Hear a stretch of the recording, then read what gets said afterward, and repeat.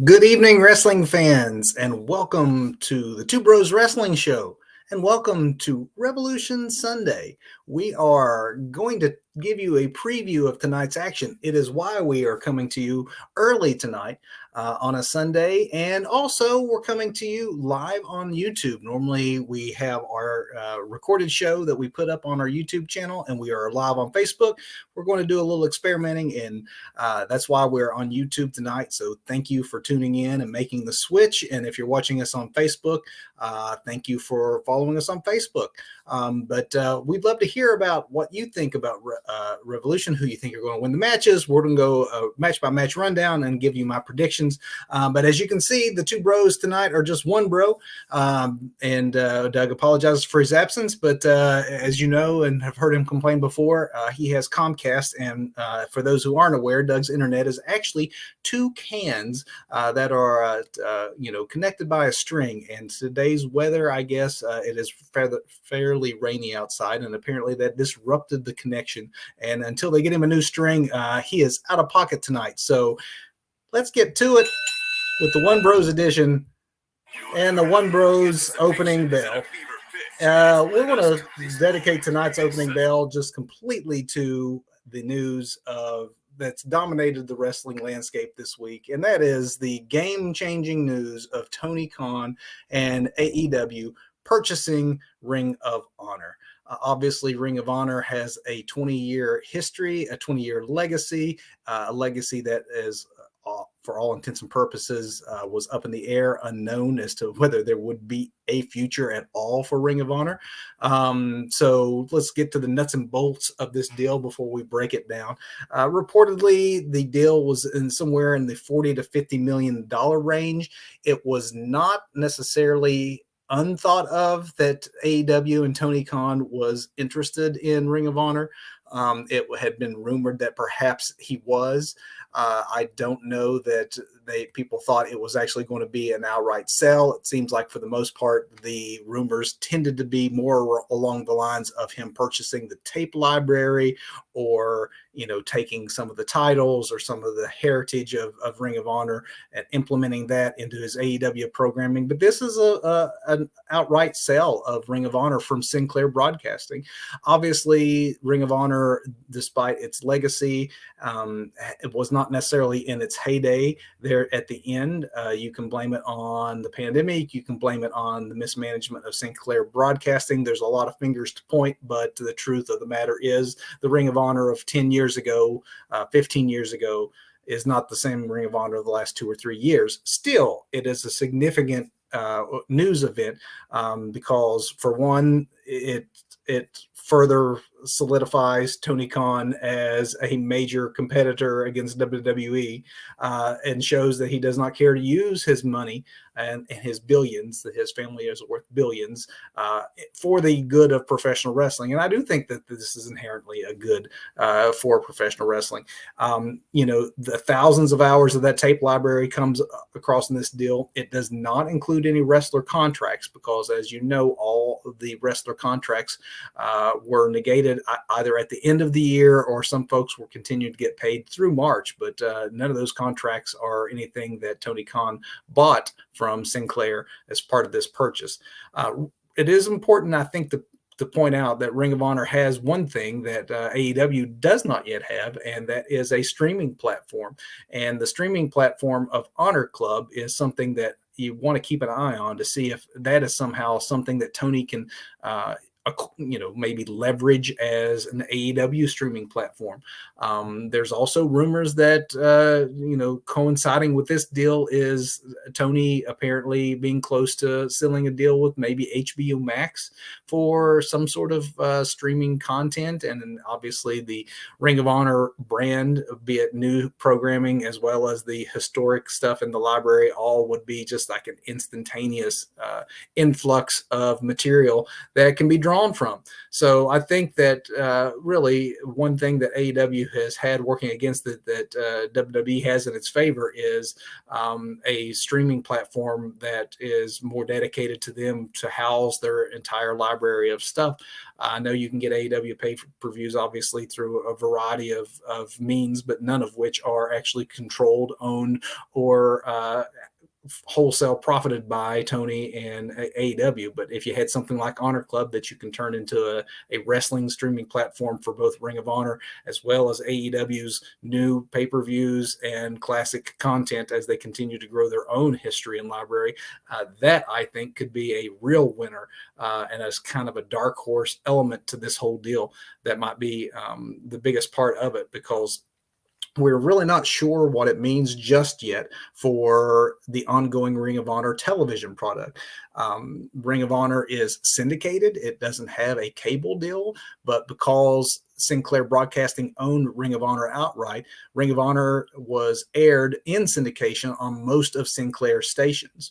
So do those airings continue? Are those contracts still valid? Is there a television home currently for Ring of Honor at Sinclair, or is Sinclair now going to be completely out of the Ring of Honor business, and therefore Tony would have to find new home for Ring of Honor television? Perhaps you turn Dark or Dark Elevation on the YouTube channel into Ring of Honor shows, or perhaps Tony's going to be able to work his relationships that he has with the Turner networks and produce new Ring of Honor content there. There's also the possibility that things continue as they are, and they probably will do that for the time being, and that is syndication and Ring of Honor continuing to air on Sinclair stations, at least for the time being, because there's no telling when original programming will begin to be filmed yet again, because all of that's still down the road. I will say, just from an emotional standpoint, from an optics standpoint, I know Tony was nervous, and it was obviously, it was, maybe not used to being on live TV talking in front of a big crowd like that, or maybe he was just excited to announce his purchase. But seeing him in the ring and then announcing that he was now the new owner of Ring of Honor, I know he made the joke, and it was maybe you kind of realize how it looks, so you go ahead and beat people to the punch. But he made the Shane joke, thinking back to the days when Vince McMahon bought his competition when he purchased WCW, and there you have the Sun on Nitro.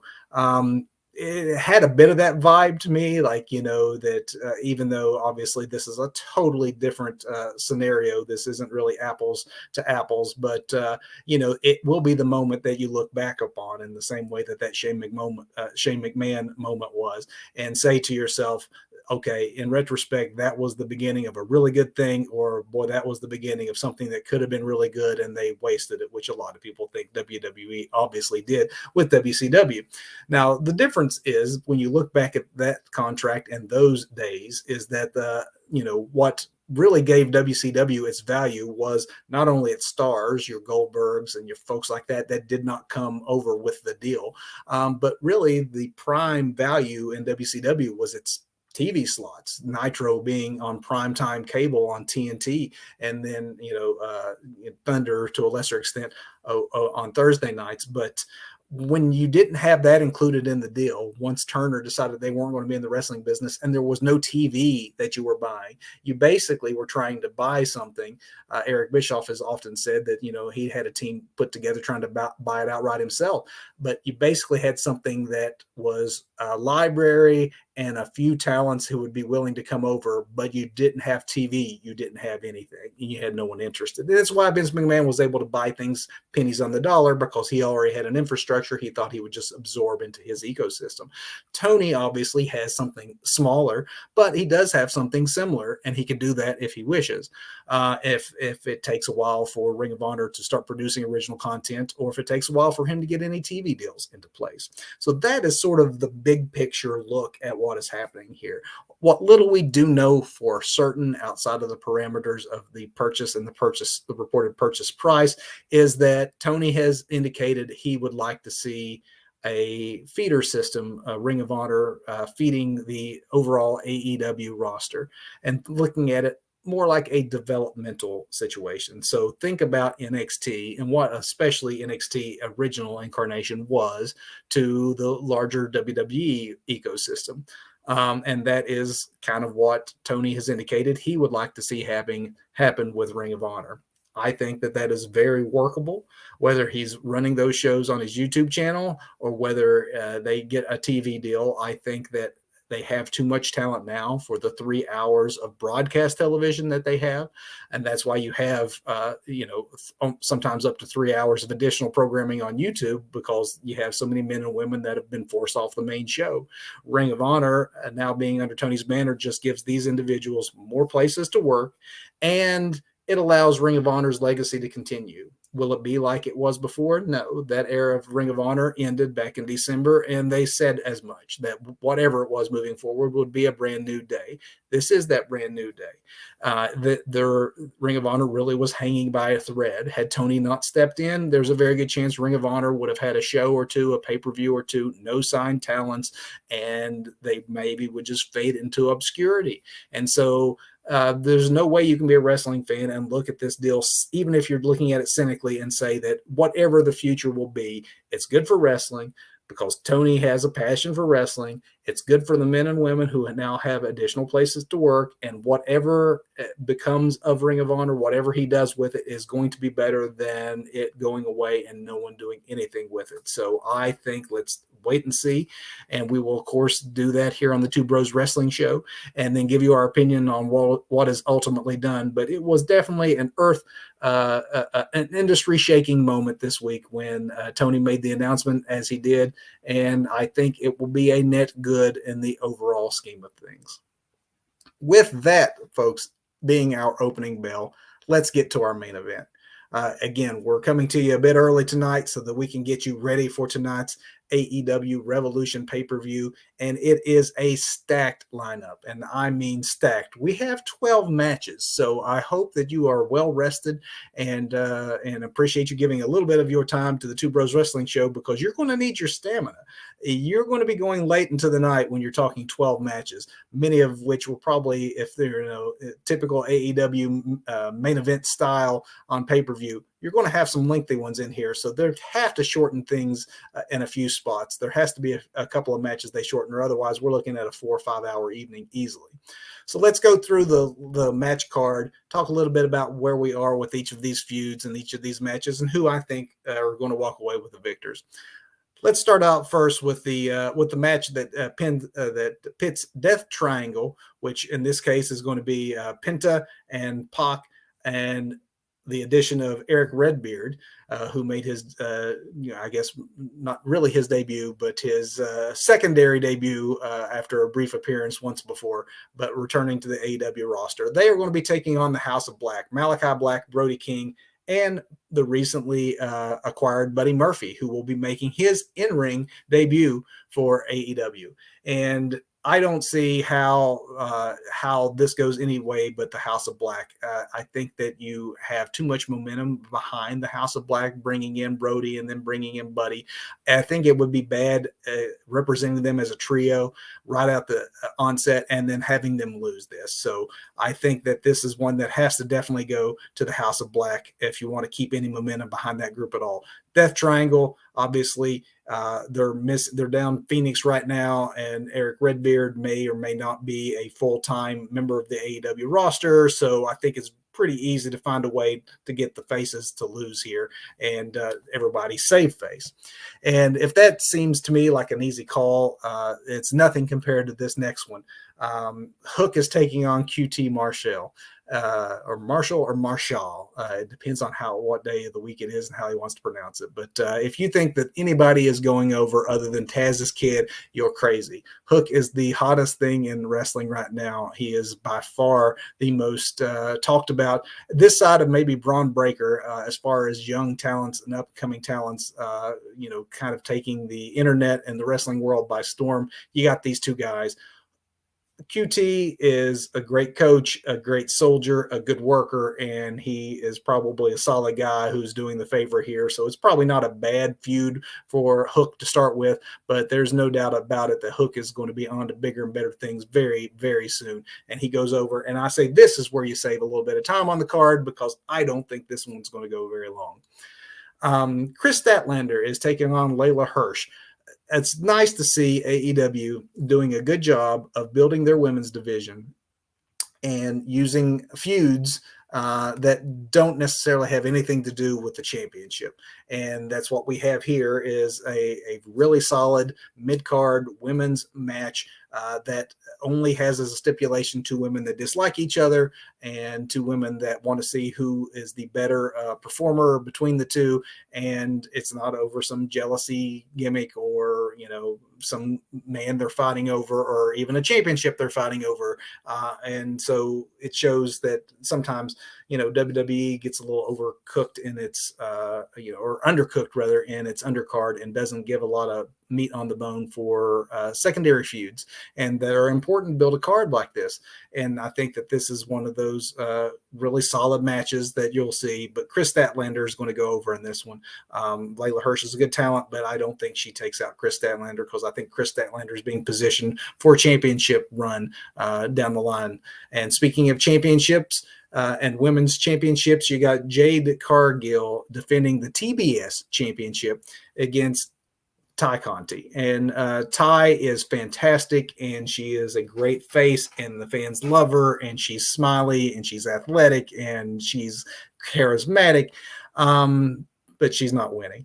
Jade is the next big thing in the women's division. Obviously, Britt Baker is kind of the owner of that women's division in AEW. But as the secondary women's champion, Jade has come a long, long way, as Doug and I spoke of actually on just the last episode of the Two Bros Wrestling Show, the advancement that Jade has given. She's improved on the mic, and she's really improved in the ring, and her look is fantastic, and I think that she is being positioned to go after the main women's championship right down the line, so her winning streak is going to continue. Then you have Sting, Sammy Guevara, and Darby Allin. We have another six-way here. Six-man match, and they're taking on Andrade, Matt Hardy, and Isaiah Cassidy in a Tornado Trios match. This is where you start to realize that it's an attempt to have a card where you're already at 12 matches and you're trying to get everybody on. There's probably too much traffic on this. I think that if you trimmed it down to 8-9 matches and really concentrate on those, you probably would be better off. This is probably one of the ones you could lose.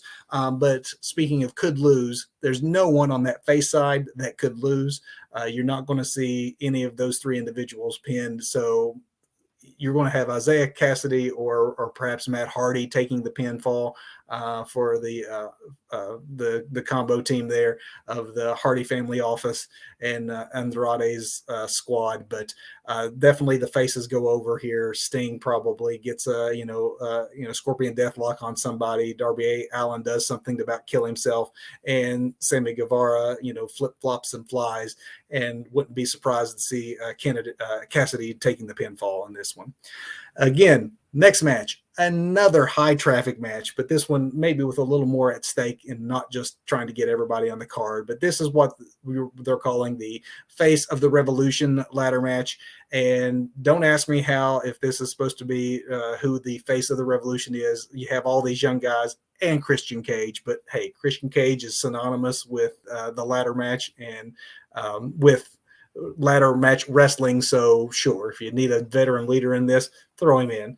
But also involved in this, you have the incoming Keith Lee, you have Wardlow, you have Powerhouse Hobbs and Ricky Starks, both representing Team Taz. So they have a bit of a numbers advantage if you look at it that way. You have Orange Cassidy involved, who's going to do his shtick, of course, and be entertaining. This one will be great. There's no doubt about it. There will be some sick bumps. Orange Cassidy will do something cool. Ricky is, I think, underrated and is going to be a huge star. I do think that he and Powerhouse probably, instead of having a numbers advantage, will probably get in each other's way in this particular instance and therefore negate one another. So really you're coming down to, is it going to be Keith Lee or is it going to be Wardlow? I'd say having it be Keith Lee would be one way that you could definitely strap a rocket to your newcomer's back if you have him in as the hot free agent, and you're really behind him, which AEW appears to be. There's no better way of doing that than saying he's the face of the Revolution and having him come out the victor here. I thought this was definitely Wardlow's match to lose until Keith Lee made his appearance and they added him to this match. It seemed pretty obvious that it was going to be going Wardlow until that Keith Lee point in time. So I'm going to go Keith Lee, but just by an edge. There has to be something that maybe MJF does that costs Wardlow this match. Or otherwise, I could easily see Wardlow walking away because they definitely are positioning him to have a run against MJF and to have him on a run that takes him closer to the top of the card and gets him out of the mid card, which actually I think is a good thing. I wasn't so high on Wardlow back in the early days. He just seemed like your typical muscle bound wrestler, and then he's really developed character wise and has gotten really good in the ring. So I'm fine for either way it goes. But my heart is always going to be with the Limitless one. So let's call this one Keith Lee. And then we get to some of the meatier matches, some of the matches that have a lot more at stake. And let's start with Chris Jericho versus Eddie Kingston. How good is this? Just been on the mic, if nothing else. Of course, Jericho and Kingston both are going to bring it. And you got Kingston saying that he doesn't want, entertaining Jericho. He wants the old school Jericho. Well, Jericho's kind of somehow tapped into the old school Jericho. He looks like the old school Jericho. He's dropped some weight. He's firmed up. He's looking good. Kingston, of course, is a fan favorite. The fans are really behind everything the man does and certainly everything the man says. So you got two of your better talkers in a feud here, and which way do you go with it? Obviously, Jericho is one that can take a loss and is Teflon. He's always going to be Jericho. He's always going to be main event, always going to be must see. But truth be known, I mean, let's put cards on the table. Eddie Kingston's been in some entertaining feuds since he's come to AEW, and he's lost nearly all of them. So is this where they finally give Eddie the win because Jericho doesn't care to take the loss? Or is this the beginning of maybe one last big run for Jericho? You could argue that one either way. This is going to be one of the more intriguing matches as far as outcome. But if I had to put money on it, I'd say that Jericho is going to go over and get that one last run towards the top, and Kingston will rebound as he always does and come up somewhere else entertaining in a feud. Moving on to the tag team championship match. This is another multi-person match. You have the Jurassic Express, who are your champions, defending against the Young Bucks and Red Dragon. I think that this is going to be the one of the title changes we see tonight. I think that there's some championships we'll get to here closer to the main event I want to discuss that are definitely not changing. So I think in order for it to be a really memorable pay-per-view, you're going to have a few titles move. I think this is one that will move. I know Jurassic Express has not had that championship that very long, but I think this is a good chance to brand Red Dragon as main event guys. They're recently transplanted over from the WWE and NXT universe. And I think that they walk away with this despite the legacy that the Young Bucks have with that title. And despite Jurassic Express being new to the scene of the championship scene and the fans being so totally into Jungle Boy, I get all of that. This one's going to be crazy, particularly where you have 3 teams involved. So it'll be fast paced, but I think that Red Dragon comes out with the championships. Now on to the women's championship, and you have Dr. Britt Baker, who was unanimously, and by unanimous I mean both Doug and I, picked her as our female performer of the year in our 2021 year in awards. She has owned AEW's women's division and has turned back every challenger come her way.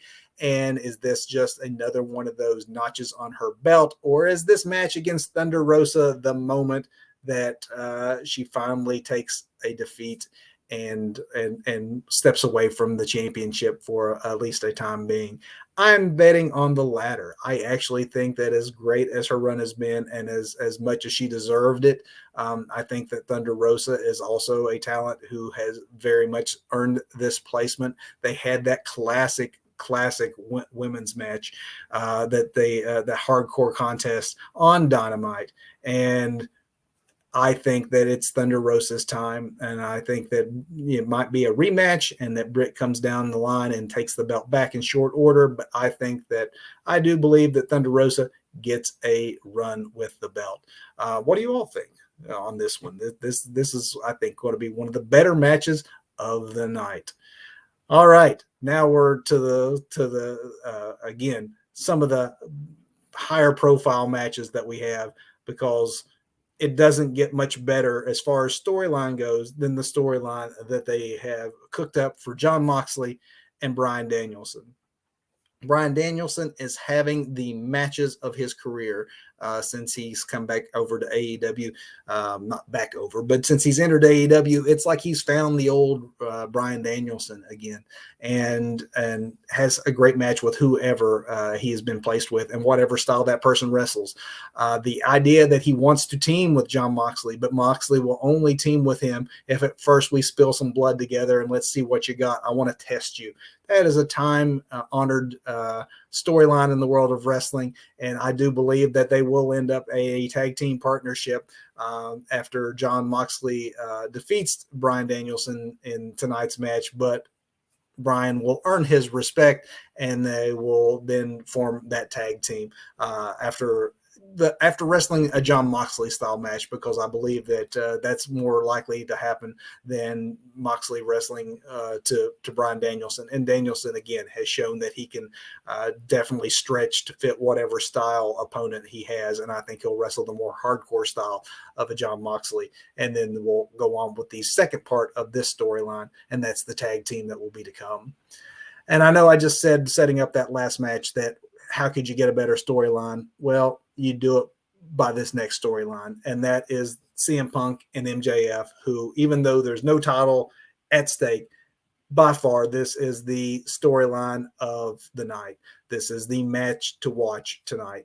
It's been the match to anticipate on the last few weeks of AEW programming, just waiting for these two individuals to step up to a mic and talk about tonight's match. And it's been magic. MJF gave a career performance a few weeks ago when he almost seemingly turned face by getting really real on us and, expressing some thoughts about how he grew up, watching Punk and why it meant so much to him, and Punk meant so much to him, and Punk sold it well, and then even sold being suckered into it well. And of course, you got the diabolical turn this week where instead of the, hey man, we might disagree on a lot of things, but I respect you and what you did took guts, and thank you. And they had the hug moment. And of course, we all knew where it was going, but the way that it went down was still brilliant and brutal, as it should be.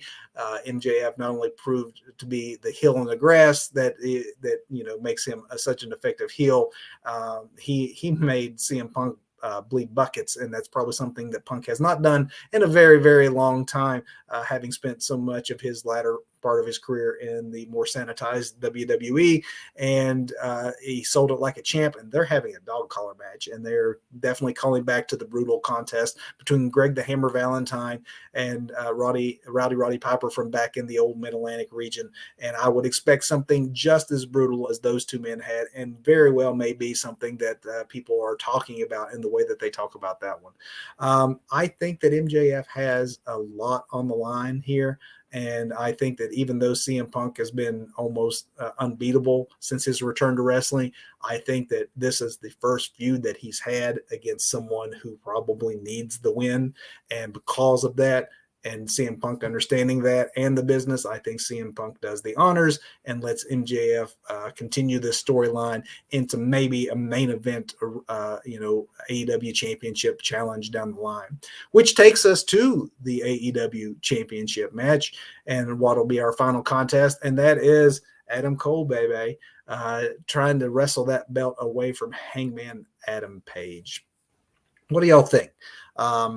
I know that Cole is a reputable champion. He represented NXT extremely well as world champion. He talks the talk and brings it in the ring. So I would be completely fine for him as our AEW world champion. I just don't think we're at that point yet. I think that Hangman Page is having himself a moment.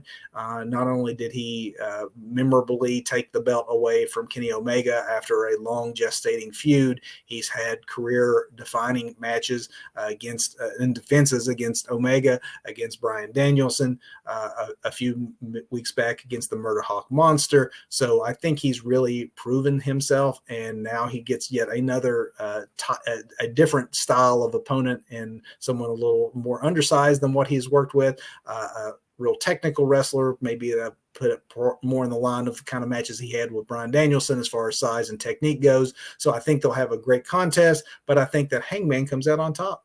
And that is 12 matches, folks. That is going to take a while. But I think that especially when you look at the top parts of the card, you look at all three of the main championship matches, I think you have the chance to see at least two of those three have title changes. Outside of the championship matches, when you're talking Jericho and Kingston and Punk and MJF especially, you got some real blood feuds here that also have as much intrigue behind them as the championship matches themselves go. So this is always one of AEW's better pay-per-views. They seldom disappoint on pay-per-view. I do not expect that this one will be any different. So what do you think? Did I get any of these wrong? Am I completely off base in who I'm predicting as winners? We only have a couple hours before we will all be finding out. But again, Doug is not here, so we will just presume that Doug picked the opposite wrestler in every instance that I predicted. So when we go and we compare who was right, who was wrong, know that Doug had the complete opposite choice that I did, and that way we can all agree that Doug is going to be the big loser tonight.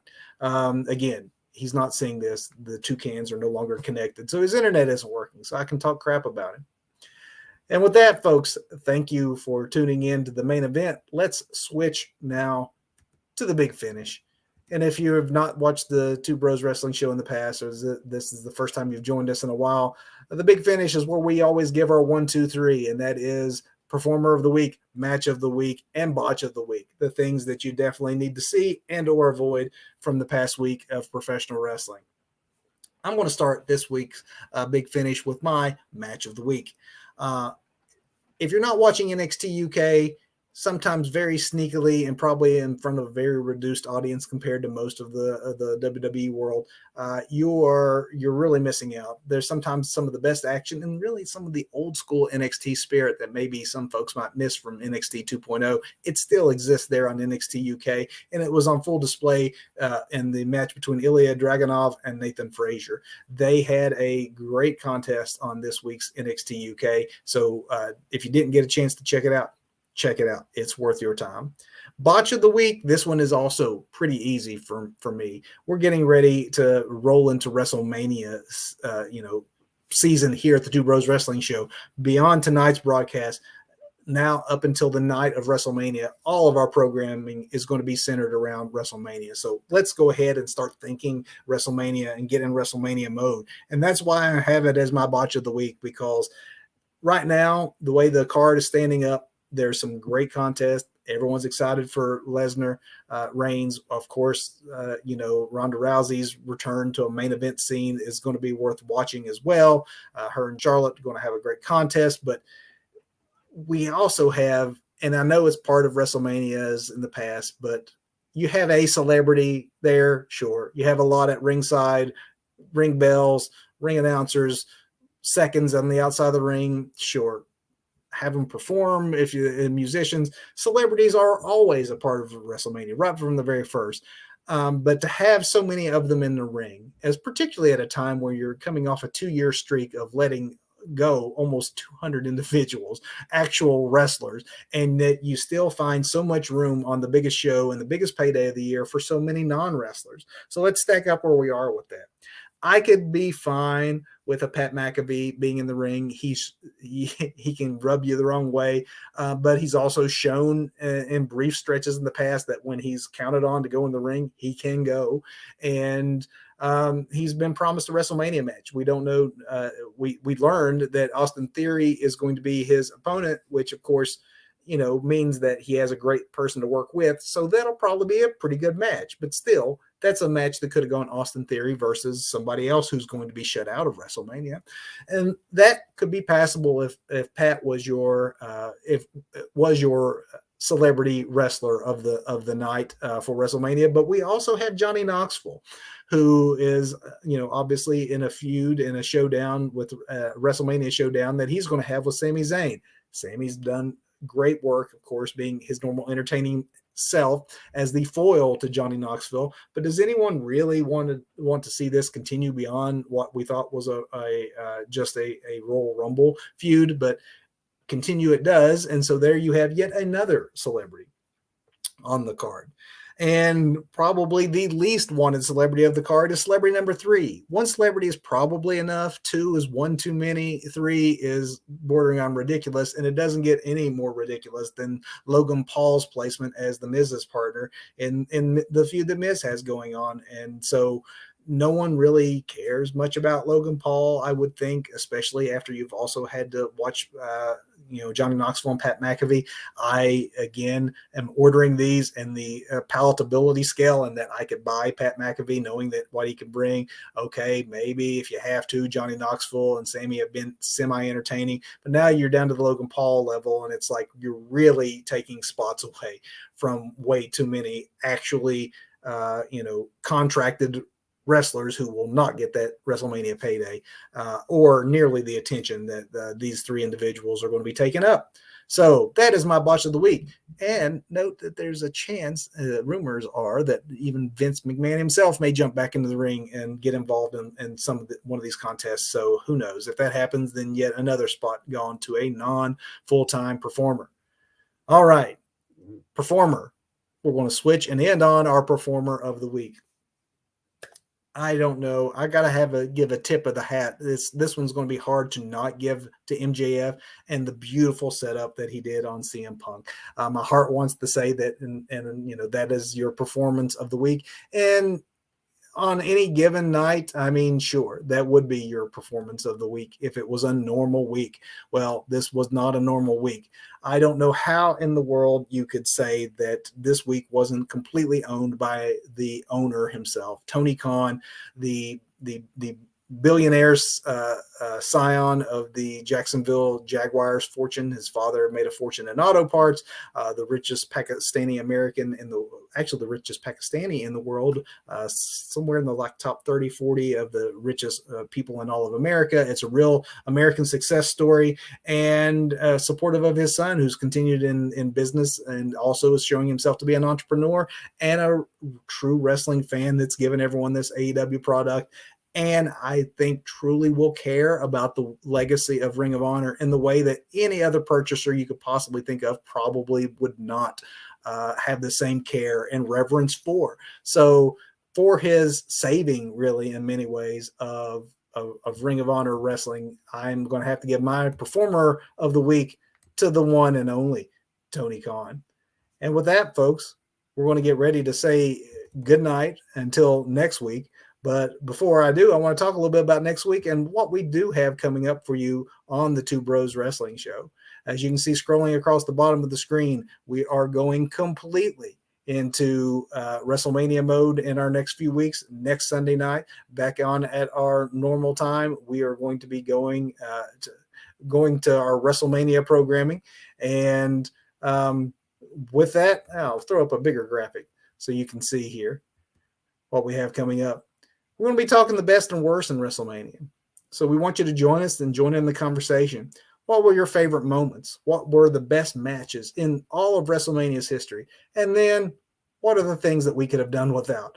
And I have a feeling that your Logan Pauls and your Johnny Knoxvilles have a much better chance at landing on that list because, as we'll talk about on next week's show, some of the worst have oftentimes had to do when celebrities have stepped out of their lane and stepped into the ring. following that, as you can see, on March 24th, a special night, but we're on our normal Sunday, but we're going to be analyzing the Hall of Fame class of 2022. Right now, it's looking like that may be just The Undertaker, but if there's others added, we'll be talking them as well. But we can definitely do a show completely about the Undertaker and his role in WWE history and in wrestling history and his worthiness for the Hall of Fame. But we'll be doing that for each of the folks that end up being announced for the class of 2022. And then we're back the Sunday night before WrestleMania with our WrestleMania 38 preview show. And that's where we do, as we did tonight with Revolution, where we break it down match by match, talk a little bit about the feuds that led to these contests happening, and then give our predictions as to who won. And because it is WrestleMania, and because it is the most stupendous WrestleMania of all time, we're going to have the most stupendous day in the history of the Two Bros Wrestling Show. And on April 3rd, we are going live, not with one show, but with two shows. That's right, folks. WrestleMania weekend, we're giving you two shows on the same day. We're going to go live before WrestleMania Night 2 and give you a little bit of a pre-show by reviewing Night 1. And then we're going to come back at the end of the second night of WrestleMania to give you a wrap-up on everything Mania and give our review of Night 2 of the big event, which will, of course, include the huge contest between Brock Lesnar and Roman Reigns. And with that, I want you all to enjoy AEW's Revolution. Thank you for tuning in early. Thank you for joining us live on YouTube.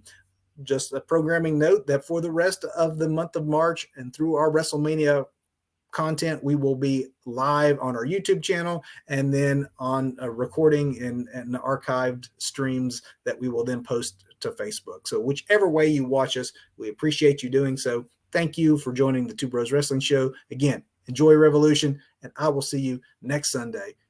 Take care.